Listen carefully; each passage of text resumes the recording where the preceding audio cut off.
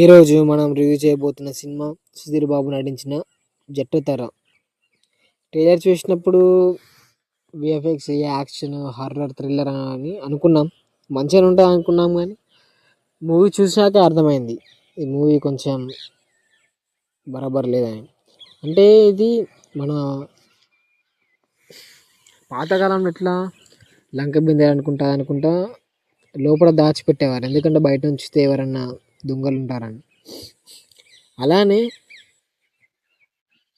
ఈ సినిమాలో ఆ దయ్యం ఎక్కడికి వెళ్ళి వచ్చిందో, ఈ అంక బిందెలు ఎందుకు ఎట్టిల్లు, వాళ్ళు ఎందుకు బంధించిల్లు, అది మనకు అర్థం కాదు. సీన్ స్లో ట్రాక్లో రన్ అయినట్టు ఉంటుంది మనకు. ఈ సుధీర్ బాబు గారు అయితే యాక్టింగ్ సూపర్గానే వేసిళ్ళు, కానీ కొంచెం స్క్రీన్ రైటింగ్ మంచిగా ఉంది, కానీ అందులో ఉండే ఎలిమెంట్స్ అవే కొంచెం బరాబర్ అనిపించలేదు నాకైతే. ఇక మరి మీకు ఎట్లా అనిపించిందో కామెంట్లో చెప్పేయండి. వీడియో